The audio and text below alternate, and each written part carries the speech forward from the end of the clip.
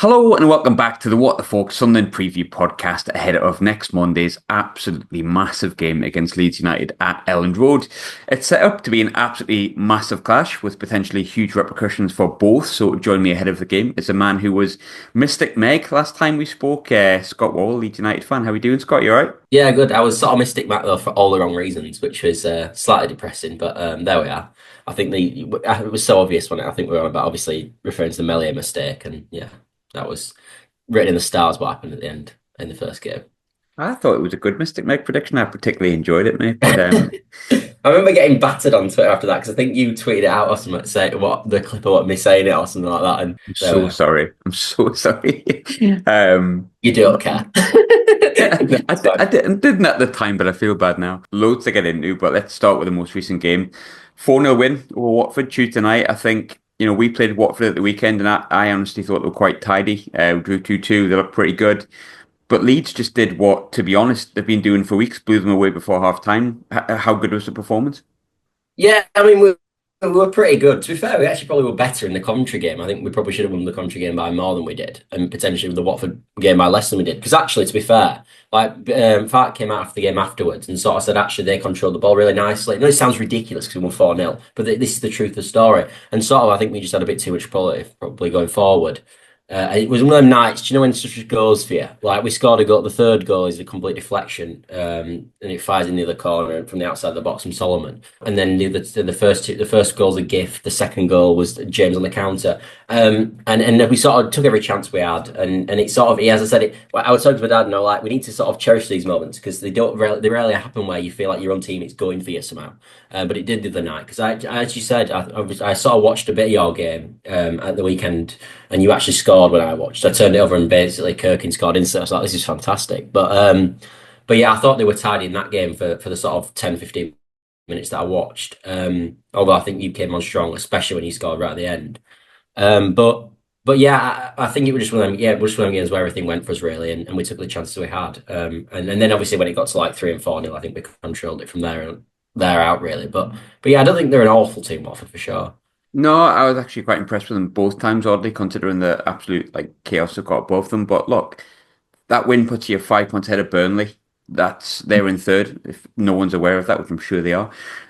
You've lost just 3 games all year. However, for me, Leeds' strength and ability that you've had this year is to finish off teams like you have done, like recently. And the teams you expect to beat, you're beating them comfortably. You're finishing the game before half time. You can then change things. But then you look at the games against the top four, which is obviously still relatively tight.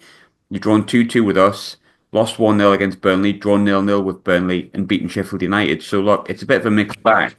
Your next 2 games are against us and Sheffield United. What will those next 2 fixtures tell you about Leeds this season?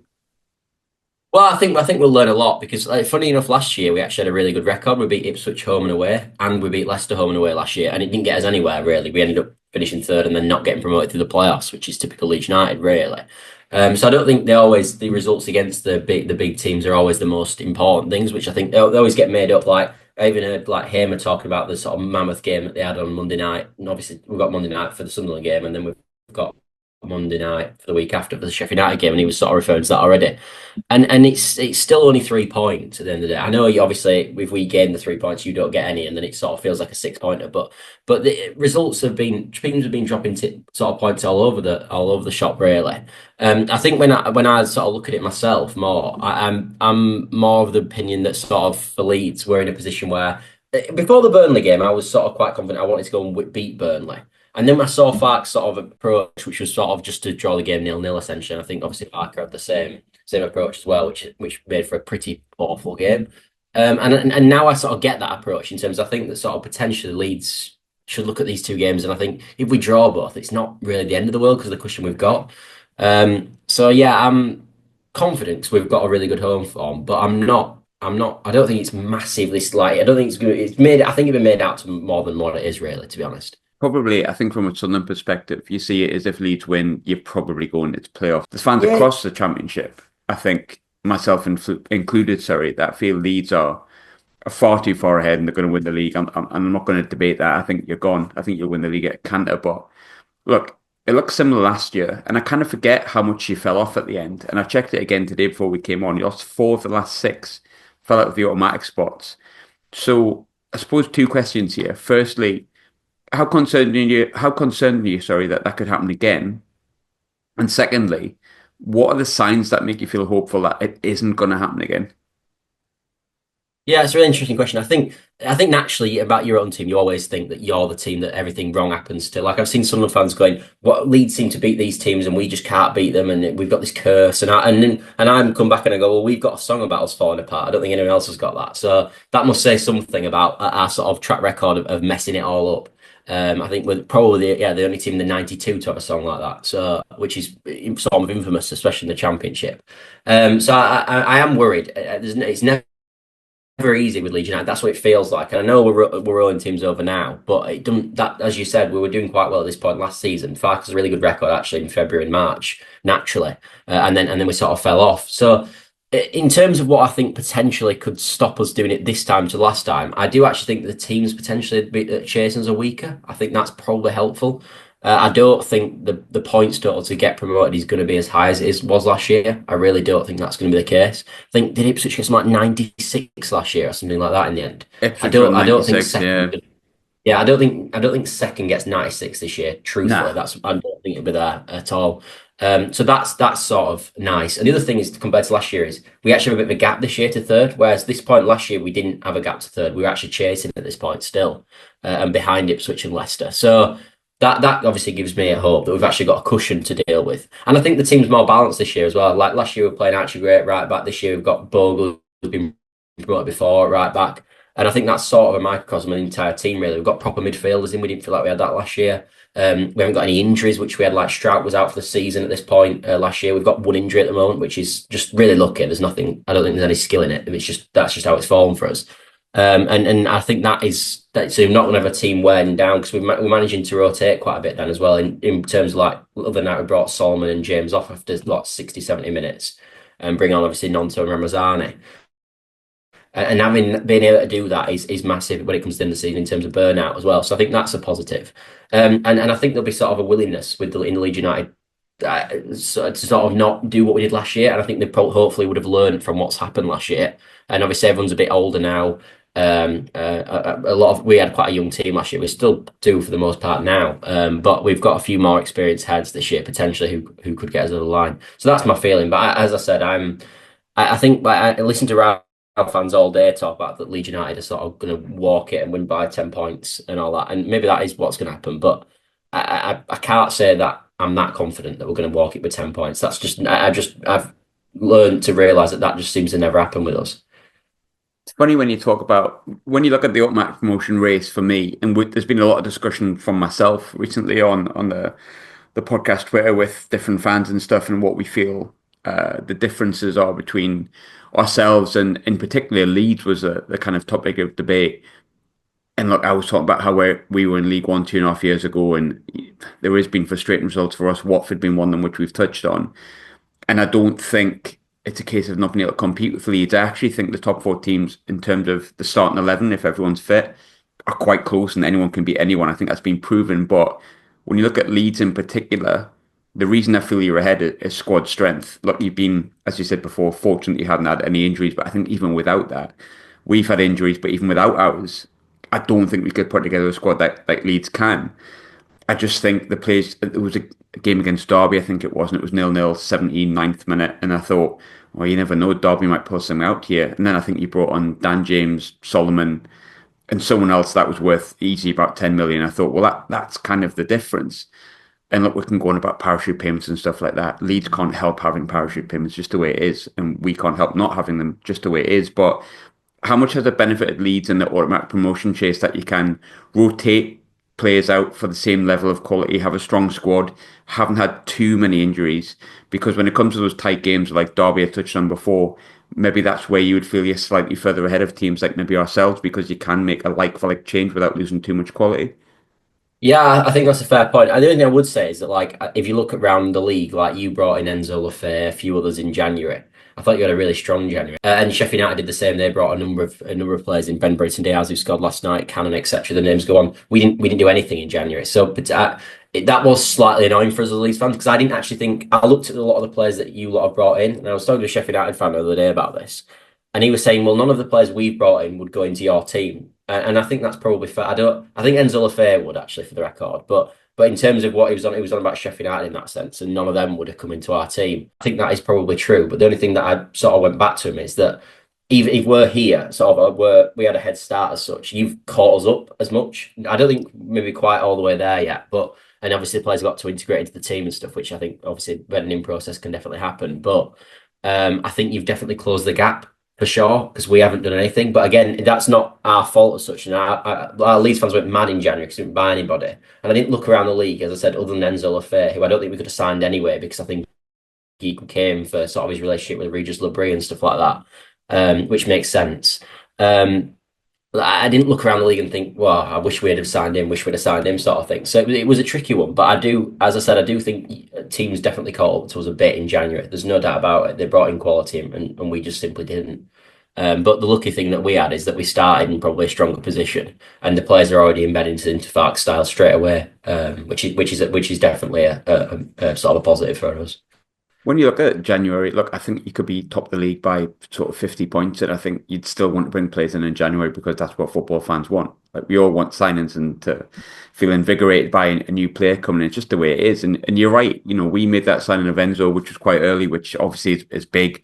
It's been great for us so far. He scored his first goal last night, and then 2 weeks later, you see Sheffield United, who we beat at the start of January, spending the best part of 20 million on two strikers. I think they pay 7 for Brereton Diaz if they go up, and they spent like approximately 13 million on Tom Cannon.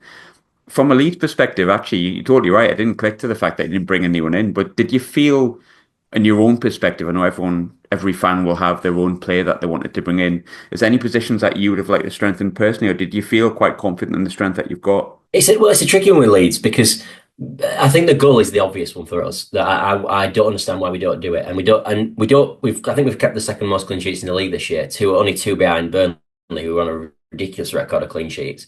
And people forget about Meslier because of that. But we just don't concede chances. Like we've conceded the least XG in the league yet. We've conceded 10 more goals than Burnley. They've conceded 9. We've conceded 19. And that's just as I said, we don't concede shots. Like some of the games that if I was in goal, we wouldn't have conceded. So I think that's a position that we definitely could have sort of strengthened in. But as I said, we're in a tricky position because I don't really want Leeds to burn 13 million on Tom Cannon, for example, because I don't want it. If we were to be promoted, I don't want Tom Cannon in the Premier League, and I also don't. I want to have more budget in the Premier League, and I don't want to waste it on players because the players I'd want you can't sign in the Championship. In most circumstances, as I said, I think the Lafay one is someone who's obviously going to come in and then be Premier League quality straight away. But again, there was no way we could have signed him. Like he's come in because he's having a hard time where he was, and he came in then because obviously the link with Regis Labrie, and then either the loan expires and you don't get promoted, and he obviously moves on but gets a bit of a confidence boost potentially, or you get promoted and then he's with you in the Premier League, and it's perfect scenario for him. We weren't in that situation; we couldn't get him. But other than him and potentially Marcus Edwards, but even there we don't need a winger. I didn't look around the league and again think anyone else signed was that interesting to us. And again, I didn't want to burn money because I didn't want. I know how strong you've got to be in the Premier League to stay in the league now. So I didn't want to waste, as I said, that money on now to then not have it in the summer. So it was a tricky market, I think, in that sense. And I think a few bodies would have been nice, but again, I wasn't because of our injury situation as well. I wasn't particularly worried, to be honest. And I wasn't one that was shouting and screaming saying that the 49ers are trying to do it on the cheap. That isn't my feel anyway. We've got the biggest wage bill in the history of the league. We're not doing it on the cheap. I'm perfectly split. We are buying the league right now. That's what we're doing, which is fine. I don't care, but that's what we're doing. As I said, because of that, I wasn't critical at all really about January window because I would have done the same thing. I think it says a lot the fact that I didn't even notice him bring people in terms of like the strength of your squad. Like I didn't even notice that. Normally it's the first thing you'd notice. I didn't even click. Sheffield United, I could have told you who they bought. Burnley, I could have told you who they bought, and obviously ourselves, I could as well. But Leeds, I didn't even click that they brought no one in, and I certainly don't feel you're any weaker for it. So I agree with you largely on that. I wanted to touch on Melia though, because it was funny. We went really in depth on him before the game, and we all I don't know what know. happened, which is just odd. Because I said the question, which I'd asked everyone at the start of the season, who's the player you take to put in your squad? And you went, well, I'd probably take Patterson because I feel our squad is strong across the starting 11 outside of the goalkeeper, which I think you could completely understand. And then he goes and does what he does. And look, we had a good laugh about it. That's football, isn't it? Like, he's Game's the game. ex-manager. Yeah, it's the game. It's the way it is. And and vice versa. And everything's political, and something will probably come back on us at some point. Hopefully, it doesn't. But you know what it's like. And I think you've seen Regis, who worked with him when he was a young kid and was the played. I think he gave him his debut, or he brought him through the youth team and stuff like that. You've seen even Reggie had a bit of a laugh, and then there was the idea that he went over and he talks to Regis at the end, and there's the photo where it looks like he's having a laugh, and obviously that's probably not the case. But we've seen everything that could happen, and the look on the kid's face, as funny as it was for us, he was genuinely perplexed by what happened. And for me, I went, "Oh God, he'll be done." But he stayed in goal, massive error. I seen a game the other week. I can't remember who you played. I want to say it wasn't Hull, but he pulled off two brilliant saves. I think it might have been Coventry actually. Coventry. It was a Coventry. He pulled two Yeah. brilliant saves, which I've seen him do at the Stadium Light off Jensen Seelitz header last season. Has that made him stronger? Has it made the bond between him and Leeds United fans stronger, or is he still just prone to errors? Well, as I said, it's tricky because we don't really concede that many shots. So, as I said, our XG is lower than Burnley's is. So we go through a lot of games where they've had like no shots on target. Like I think we went a few weeks ago. We went 3 games that had conceded a shot on target. So it's quite difficult to concede when you're not having a shot. Like no one's having actual shots on your goal. But in the same breath, as you said, the Coventry game was his best performance of the season for sure. And I just hope that that's given him the confidence boost to sort of help us the rest of the season. Because I look back at sort of every time we've basically dropped points, and it's near enough every time he's made a mistake. Preston away, Sunderland away, Hull at home away when he made two howlers in that game. And there's a few there's more Portsmouth at home at the start of the season. And I think if we'd have had any of the three keepers, Patterson, Cooper, or Trafford, of course, I think we'd be much better off. But is he going to be good enough to get us over the line? And has he built enough with the fans to sort of do that? I don't think any of the fans still trust him. Like they joke when he has a good performance, like when we don't concede, someone tweets out saying like, "Oh my God, man of the match performance," and it's like it's just a big joke. But as I said, I think we've kept 6 clean sheets on the trot now, so I've got to look at it and sort of go, statistically speaking, we might be all right. But I don't like it because at any point you can have a Sunderland moment, but it might just be enough. And I think that's probably why we didn't do anything in January as well. And also Darlow, who I thought was the answer, didn't have a particularly good game against Millwall and hasn't looked really inspiring at all when he's played. So I don't think he's the answer either. So you'd have to buy some, which we obviously can't do now. But yeah, I don't know. He's someone that I just try to block out when I watch Leeds, to be honest. You've got one, mate. Looking at that Millwall game, I want to ask you about the Millwall game a bit because you've lost. No one likes losing. But when I look back to the game when we lost against Stoke in the FA Cup, like it's had no effect whatsoever. At the time on the Saturday night, we were like, oh, got beat off Stoke at home. All right.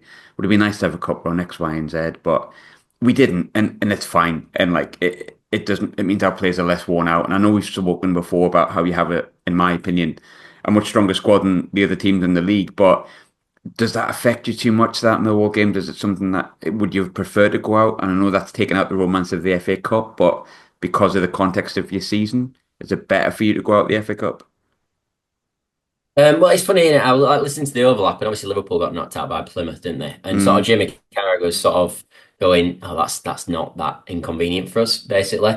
And they've actually got a chance that Liverpool actually could win the FA Cup. Leeds never hmm going to win the FA Cup, are we? Like when you talked then about Sunderland, you said, "Well, let's have a cup run." You didn't say, "Let's go and win the cup," because well, let's be No. honest, neither of our teams are probably ever going to right now in the Championship. You're not going to win the FA Cup. So it's probably controversial, and I don't know if it is actually anymore, but. I was quite sort of glad that we got knocked out because I just know how, like last season, we played Chelsea away in like this slog match, and we were on like a 9 or 10 winning run at that point in the league. We played a Chelsea away, we lost 3-2 in the last minute, and it was like we give it everything sort of thing. And then we ended up drawing away at Huddersfield and lost our winning run at the weekend. And I was like, well, if we didn't play that game, would that result have happened? And my sort of feeling at the time was it probably wouldn't have done. So truthfully, I think playing this FA Cup game was perfect 'cause it meant we didn't have to do. So when we played Watford, we rested the whole team on Saturday and then went fresh straight. And then we almost played Wednesday to Wednesday. So we had a week off at the weekend because we played a rested team. And like Sunderland, for example, played a full strength team at the weekend and a full strength team at week. We didn't do that. So this actually FA Cup time worked for us because I think it sort of the way the fixtures are potentially worked out. Um, But I think going forward, I just don't want it. I've got no interest in getting to the quarter final and then getting knocked out by, I don't know, Man City or something. Like that has just there's never interests me.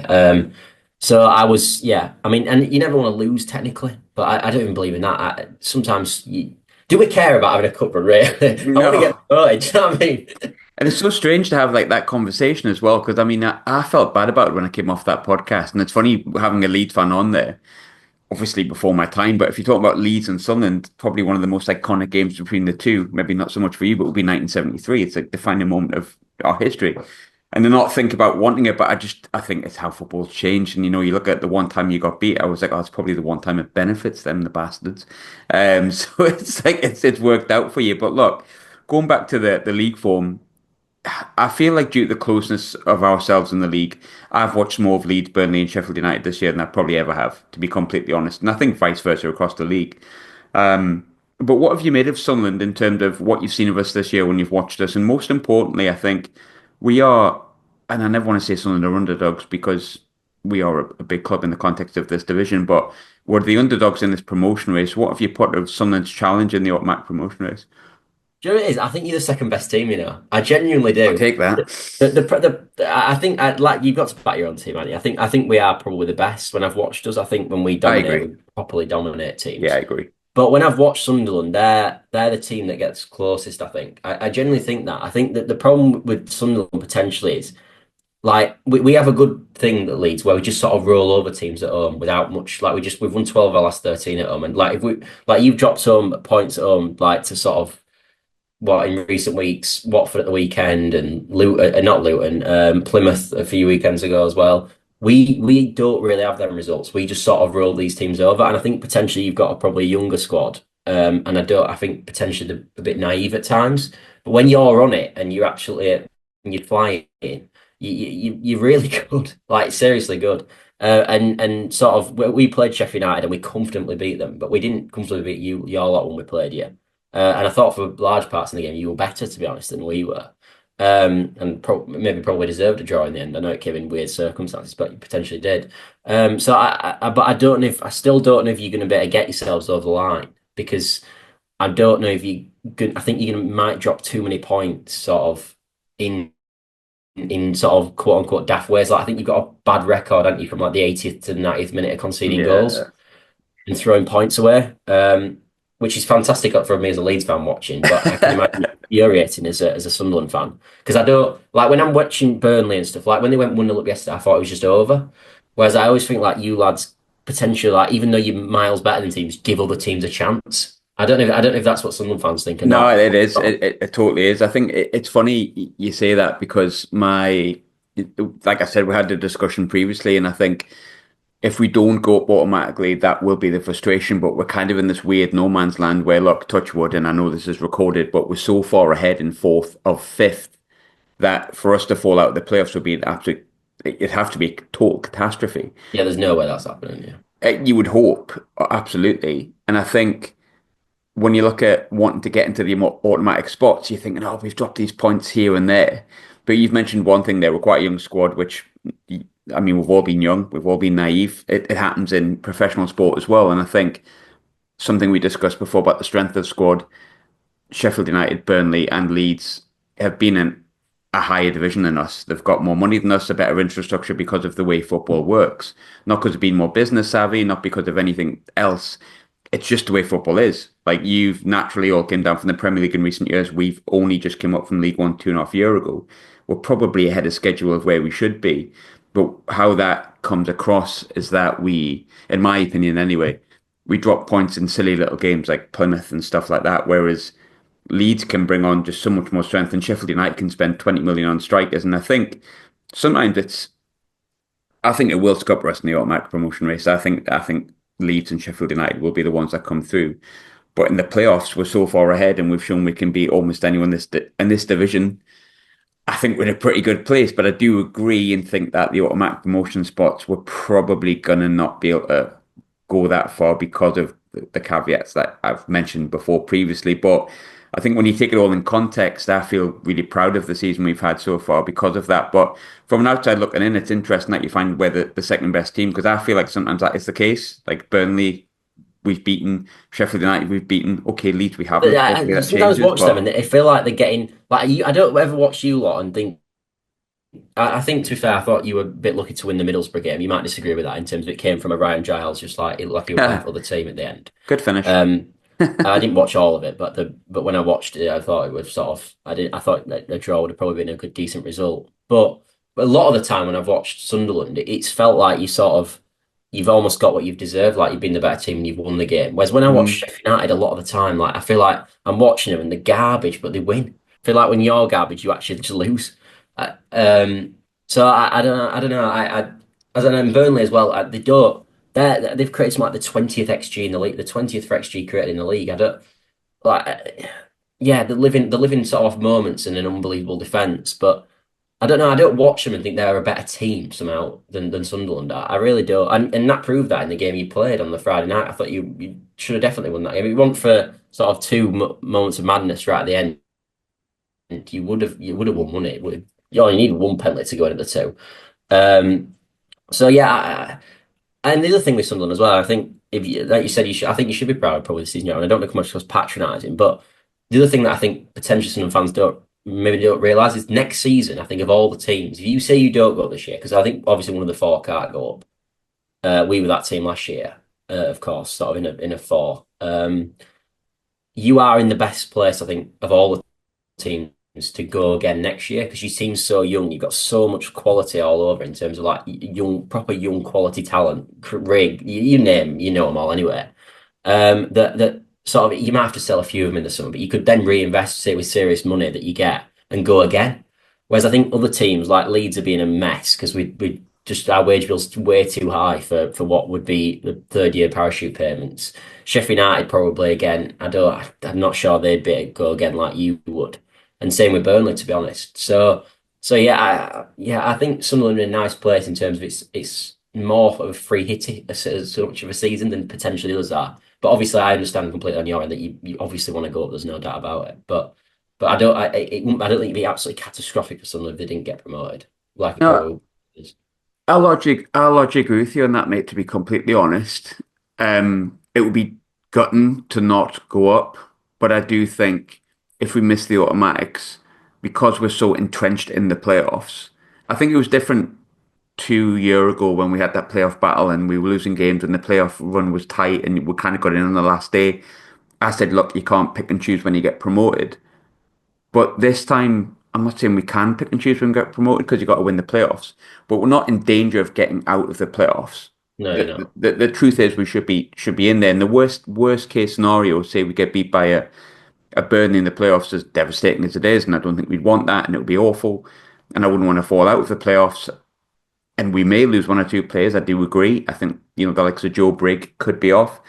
There is money to reinvest. I feel very positive about something at the moment, and it's a weird situation to be in for me. But I also agree with you that I think, and for what it's worth, the Sheffield United fan that we both know, Ollie, agreed that we're in out of Sheffield United. He thinks we're in a better position to go up because Sheffield United know how to defend and keep a clean sheet. They'll go up and they could get battered 8-0 off teams again. And he says, look, I think you're in a more of a position to actually build something and have a go. So I think there's that as well, mate. But look, I asked you last time the player that you would take from us, and you said Patterson, which was like again Mystic Meg. But I'm changing it slightly because you've seen us. Who was the player that impressed you most when we played against you on that Friday night? It's quite a while ago now. It was, yeah. I think Bellingham was particularly decent that night, and Rig. I thought Mm. you were. We don't usually get dominated in the midfield, but I thought, especially for the first half an hour, you just came out flying, and we just. I know we scored, I think, in the first half an hour, but it was sort of like just a moment. It wasn't. We didn't deserve the goal in the game. So I mean, one of the midfielders I'd have to take for sure. I think that and they've also got like ridiculously good ceilings as well, which is nice. Um, so yeah, I don't know. I can't split between Rig and Bellingham to be honest. One of them two. I mean, that's probably the answer that everyone's giving you to be honest. So I'd be attempts on Lafayette, but I them two. I just Lafayette'd be nice because I think we miss sometimes a sort of a player that sort of open up a game and with like a sort of Hmm. clever pass. Like Aronson's not really that.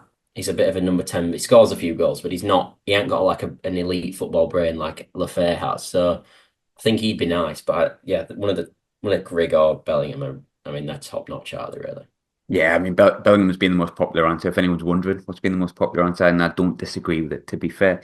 But I want to ask two questions. I always get the predictions, which is natural. So we'll go predictions for the game. But before we do, we've sort of touched on it a bit, and you've hedged your bets and said what you think. I think, look, I'm going to go Leeds, Sheffield United, Sunderland in the playoffs because you've got to back your team. But I don't think we'll get all my eggs. Who's the three that go up for you? God, you're not gonna like this answer. I think Leeds and Sheffield United will probably get top two. I do too. And then I just think Burnley, they've got like this, the way they play, they're just gonna like grind it out in the playoffs.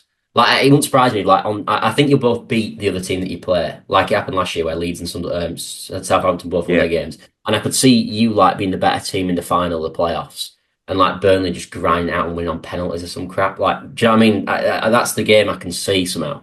I don't hope that's the case. I'd actually rather you go up than Burnley or Sheffield United, truthfully. Obviously, I'd much rather Leeds go up with all of them. But yeah, I do. I've had a thing in my head that Burnley going to win the playoffs the longest time, and I've just potentially you catch Sheffield United, but I'm not sure. I don't know. I think the way Burnley play is just perfect for the playoffs. Like go away, get a crap 0-0, then maybe beat a team 1-0 at home with a goal from a corner and then grind out a 0-0 onto penalties and win on that.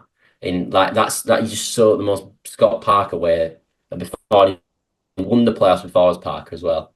So yeah, that's probably the way I see it. Apologies, but that is the way I see it. I hope it doesn't end like that, truthfully. But I also do agree with, by the way, that I think if you were to go up the team you've got, it could progress and actually be a team that's competitive in the Premier League. Whereas Sheffield United have built a team to get promoted out of the league, not to survive in the Premier League at all. Like they've spent so much money on players that are just like decent they're pretty good Championship players, but terrible Premier League players. So I do agree. I agree with you on that as well. But yeah, that's the way I see it. To be honest with you. No, I feel like that as well, mate. But look, I'm going on Monday, so I'm definitely going to bet against us, although I'm not massively confident. But famous last words, this is recorded. We haven't been beaten by Leeds since we've both been in the Championship. And I'm going to back us to continue that. I am going to say not a confident, but a 1-1.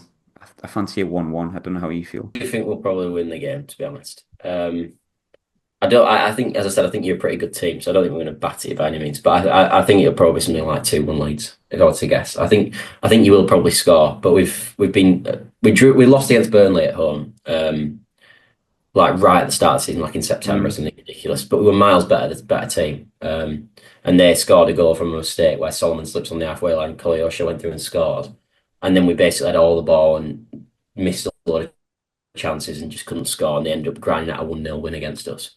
Um, I don't think it'd be like that at all. I think the game is much more open. But I do think we'll win.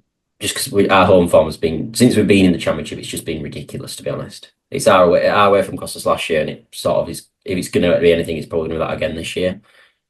So yeah, I'd probably go like, yeah, 2-1 Leeds. I'll go Perfect.